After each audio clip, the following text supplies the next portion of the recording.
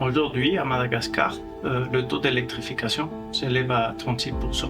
C'est l'un des taux d'électrification, malheureusement, les plus bas en Afrique. Ceci veut dire qu'il y a environ 19 millions d'habitants qui n'ont pas encore l'accès à l'électricité. Et c'est surtout en milieu rural que ces habitants habitent.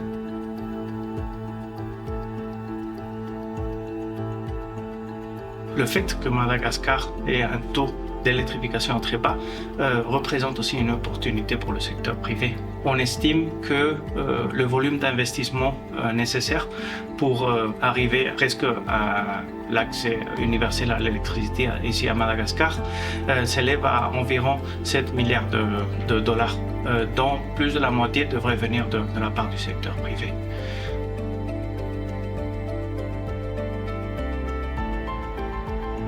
Donc notre projet, promotion de l'électrification rurale par les énergies renouvelables, PERER, est mandaté par le gouvernement allemand. Depuis janvier de 2024, on est cofinancé aussi par l'Union européenne à travers une action qui s'appelle Tosika Ngovo Tango. Nous œuvrons dans le cadre d'une initiative de l'Union européenne qui s'appelle Global Gateway, qui vise à appuyer le développement de grandes infrastructures. Et nous œuvrons aussi dans le cadre de l'initiative Équipe Europe.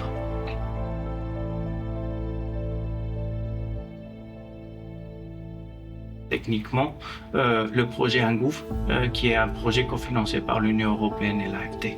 La mise à l'échelle et l'accélération. Donc, nous ne faisons pas l'électrification juste pour faire de l'électrification. L'électrification est un moyen. Notre objectif final, finalement, c'est de garantir le bien-être des citoyens malgaches et de stimuler la croissance économique tout en protégeant l'environnement. Donc, la méthodologie série ne couvre pas seulement les aspects d'électrification, mais elle couvre d'autres aspects transversaux qui sont aussi liés donc à la transition juste. Ces aspects, par exemple, sont la protection de l'environnement. On appuie par exemple la protection des bassins versants liés aux centrales hydroélectriques. Et sur ce point, on commence à avoir des synergies avec les autres projets de la GIZ mis en œuvre ici à Madagascar. Dans le cas par exemple de l'environnement, il y a le programme environnemental PADI qui se spécialise dans la protection des bassins versants.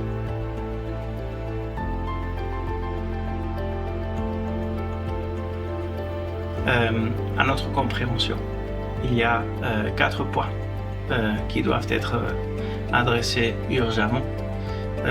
C'est des points qui relèvent du cadre. Ils relèvent aussi de l'agenda politique et ils ont un impact tant au niveau du secteur public que du secteur privé.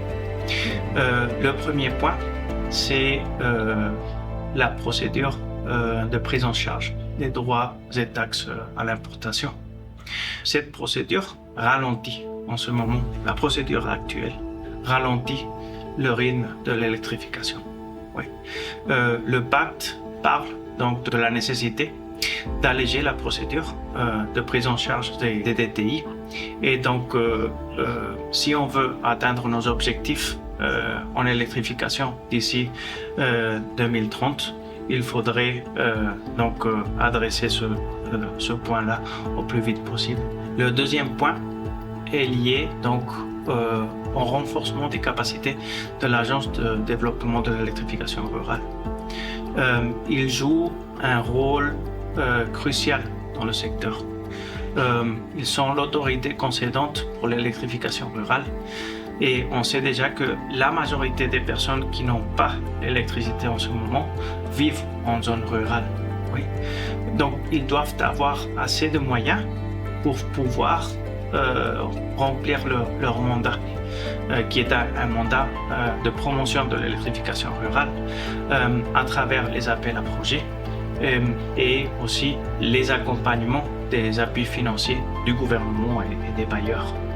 Ce point-là, il est directement lié aussi avec le décret pour l'établissement du Fonds national de l'énergie durable, FNED, qui devrait être donc validé sous peu, on l'espère, et qui est aussi très important pour le secteur. Le troisième point est lié donc à la régulation.